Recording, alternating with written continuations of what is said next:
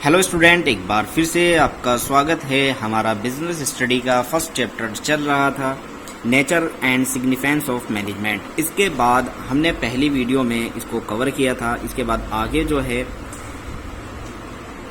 Nature of management का topic है। Nature of management में 3 तरह का नेचर बताया गया है: management as a science, management as a art और मैनेजमेंट एज अ प्रोफेशनल। तो सबसे पहले मैनेजमेंट एज अ साइंस की बात करें। क्या मैनेजमेंट एक साइंस है? देखो, इसको हम इस बात से समझते हैं साइंस आखिर होता क्या है। साइंस जो होता है इसमें प्रिंसिपल्स बनाए जाते हैं।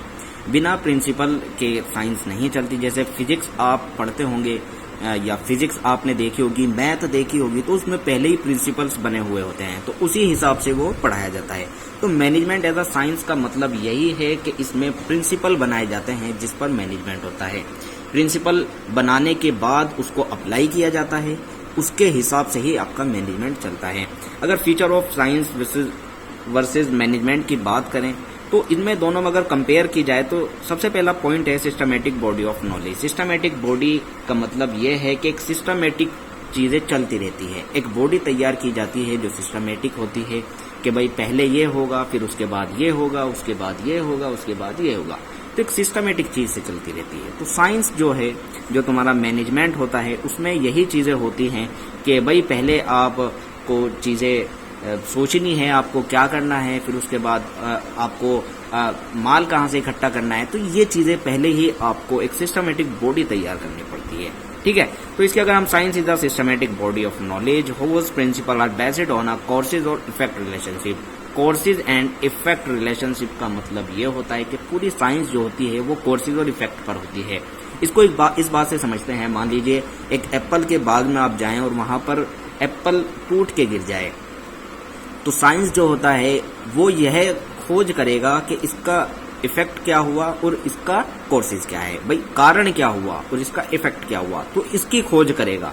तो साइंस जब इसकी खोज करेगा तो इसकी खोज पर यह पहुंचेगा कि भाई ये ग्रेविटी से है, ये जो गिरा है और गिर के जो नीचे गिरा है ये एक ग्रेविटी से नीचे गिरा है। तो साइंस ने पता लगाया, तो ये कोर्सेज और इफेक्ट रिलेशनशिप है। ठीक है, management satisfies this future. Management जो होता है वो भी इसको सेटिस्फाई करता है। मैंने जैसे बताया कि इसमें भी ये भी एक सिस्टमेटिक बॉडी बिल्डअप करता है। ठीक है, इसमें सिस्टमेटिक सारी चीज होती है।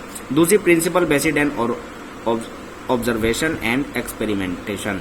ठीक है, तो ये क्या होता है तुम्हारा कि ये जो तुम्हारा साइंस जो होता है इसमें प्रैक्टिस होती है। हर काम प्रैक्टिस होता है, रिपीटेड होती हैं सारी चीजें। अब भाई देखिए, एप्पल टूट के नीचे गिर गया, लेकिन साइंस में क्या होगा, उसको बार बार किया जाएगा, बार बार देखा जाएगा, कई तरीके इस्तेमाल किए, तो रिपीटेड एक्सपेरिमेंट किए जाएंगे बार बार।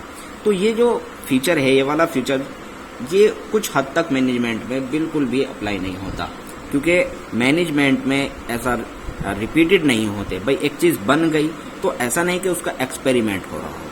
ठीक है, तो इसके बाद तीसरा कोर्सेज एंड इफेक्ट रिलेशनशिप ये होगा कि ये जो साइंस है इसका बहुत हद तक मैनेजमेंट पर इफेक्ट पड़ता है। ठीक है, बहुत हद तक इसका रिलेशनशिप है। इसके बाद अगर हम बात करें मैनेजमेंट की, मैनेजमेंट इज एन आर्ट। अगर हम आर्ट की बात की जाए तो आर्ट का मतलब होता है कि कोई चीज आपके पास लिखी हुई है, आपको सिर्फ उसको अप्लाई करनी है। ठीक है, management can be considered as an art. Art refer to skillful and personal application of systematic knowledge to bring desired result. आपको एक सिस्टमेटिक तरीके से चलना है और उसके बाद आपको उसका रिजल्ट मिलेगा। ठीक है, फीचर की अगर इसकी बात की जाए तो एक्सिस्टेंस ऑफ थ्योरिकल नॉलेज। इसमें थ्योरिकल नॉलेज जो होती है, जो तुम्हारा आर्ट होता है, इसमें थ्योरिकल नॉलेज पर बेस होता है, थ्योरी लिखी हुई होती है, उसके हिसाब से ही ये चलता है। ठीक है, थ्योरिकल नॉलेज का मतलब यह है कि इसमें सारी चीजें पहले ही लिखी हुई होती है कि भाई क्या टेक्निक इस्तेमाल होगी, किस तरह से होगी, कौन से रिसोर्सेज इस्तेमाल होंगे, तो ये सारी चीजें ये आर्ट में आती हैं, ये थ्योरिकल नॉलेज है। पर्सनलाइज, दूसरा पॉइंट है इसका पर्सनलाइज्ड एप्लीकेशन। पर्सनलाइज्ड एप्लीकेशन का मतलब यह है कि हर बंदा अलग अलग तरीके से अपने अपने हिसाब से चीजों को अपनाता है। ठीक है, इसको हम इस तरह से समझते हैं कि जैसे एक डांसर हुआ, आपने उसको एक ही तरह का डांस दिया तो क्या वो दोनों एक ही तरह का डांस करेंगे? नहीं, दोनों अपने हिसाब से अलग अलग अप्लाई करेंगे अपने ऊपर, ठीक है। तो इसमें यूनिक आ जाता है, इसमें थोड़ा चेंज आ जाता है, ठीक है। तो ये चीजें होती है, इसमें प्रैक्टिस बहुत ज्यादा चाहिए, ठीक है। थर्ड पॉइंट जैसा based on practice and creativity, तो जो तुम्हारा आर्ट होता है इसमें प्रैक्टिस बहुत जरूरी है। बहुत ज्यादा प्रैक्टिस के बाद ये आप चाहते हैं। देखिए किस तरह होगा भाई, मान लीजिए आप सिंगिंग सीख रहे हैं और सिंगिंग में आपको लिख के दे दिया, तो वो जो लिखा हुआ है, वो जो चीजें लिखी हुई है कि आपको सा रे गा मा पा ये बोलना है, वो लिख के जो दिया है वो आर्ट है। और उसकी बार बार आप प्रैक्टिस करेंगे तो तभी आप उसको अपना सकते हैं, उसमें इम्प्रूव कर सकते हैं उसको। तो ये आर्ट है, ठीक है। तो management both science and art, management science भी है और आर्ट भी है। कैसे? मैंने जैसा भी समझाया कि साइंस इसलिए है कि भाई एक सिस्टमेटिक बॉडी है, सारी चीजें सिस्टमेटिक बॉडी है, तरीके से चलेंगी।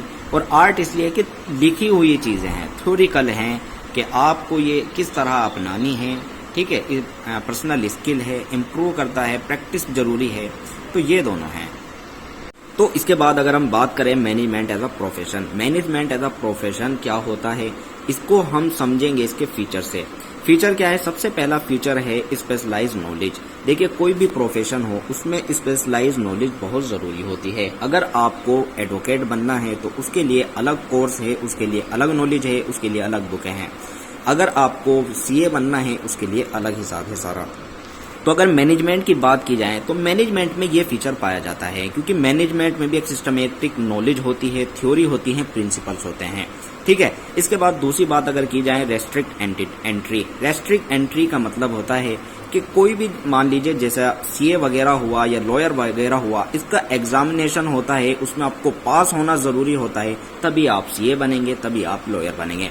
लेकिन ये फीचर मैनेजमेंट में एप्लीकेबल नहीं होता, क्योंकि मैनेजमेंट में ऐसा कोई चीज नहीं है कि आपका कोई एग्जाम होगा। आपने कभी ऐसा देखा भी नहीं होगा कि किसी मैनेजर का एग्जाम हुआ तब जाके वो मैनेजर बना, ठीक है। तो ये वाला जो फीचर होता है इसमें एप्लीकेबल नहीं होता। पहला फीचर इसमें एप्लीकेबल होता है। तीसरे फीचर की बात करें प्रोफेशनल एसोसिएशन। देखिए प्रोफेशनल एसोसिएशन का मतलब होता है हर किसी का अलग अलग एसोसिएशन बना होता है। जैसे सीए का ICAI एक एसोसिएशन अलग है, CS का ICSIL अलग है और लॉयर का बार काउंसिल अलग है। तो इसी तरह इनके एसोसिएशन है, लेकिन ये फीचर मैनेजमेंट में लागू नहीं होता, क्योंकि मैनेजमेंट में कोई भी एक ऐसा एसोसिएशन नहीं है। मैनेजमेंट में हालांकि एसोसिएशन तो है, जैसे आईमा है, लेकिन ये इस तरह का नहीं है कि भाई आपको यहाँ से पास होना होगा तभी आप मैनेजर बनेंगे। आप अगर किसी मैनेजर से पूछेंगे भी तो वो बहुत से मैनेजर ये कहेंगे आईमा होता क्या है।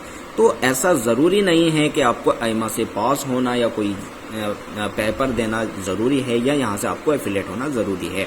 इसके बाद अगर बात करें एथिकल कोड ऑफ कंडक्ट की। एथिकल कोड ऑफ कंडक्ट क्या होता है कि भाई हर जो एसोसिएशन होते हैं उन्होंने सीमाएं लगाई हुई हैं। मान लीजिए सीए हुआ, लॉयर हुआ या और कोई कोर्स हुआ, तो उनकी सीमाएं होती हैं कि आप ये चीजें करेंगे। एक बैरियर होते हैं कि आप इनके बाहर नहीं जाएंगे, ठीक है। लेकिन मैनेजमेंट में ये फीचर लागू नहीं होता। मैनेजमेंट में ऐसे कोई भी बैरियर लगे नहीं होते, ऐसे कोई भी चीज नहीं होती कि मैनेजर को वो चीज रोक सके, ठीक है।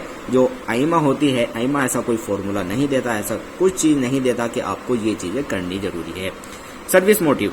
इसके बाद सर्विस मोटिव क्या होता है? सर्विस मोटिव के भाई देखिए हर प्रोफेशन जो होता है उनका जो काम होता है वो लोगों की सेवा करना होता है, उनको सर्विस देना होता है। जैसे लॉयर हुआ, सीए हुआ, ये सारे क्या होते हैं? ये सर्विस मोटिव होते हैं। लेकिन ये फीचर आपका मैनेजमेंट में भी लागू नहीं होता, क्योंकि मैनेजमेंट में जो सर्विस मोटिव नहीं होता, इसमें जो मैनेजर काम करेगा वो ऑर्गेनाइजेशन के लिए काम करेगा, और ऑर्गेनाइजेशन का जो अचीव होता है वो उसका गोल अचीव करना होता है, उसका प्रॉफिट मोटिव होता है। तो ये था आपका मैनेजमेंट एज अ प्रोफेशनल। तो अगर हम फाइनल कंक्लूजन की इसकी बात करें तो इसमें कुछ चीजें मैच होती हैं, बाकी कुछ चीजें बहुत सी चीजें मैच नहीं होती। तो ये थी वीडियो, उम्मीद करता हूँ कि समझ आए होगी।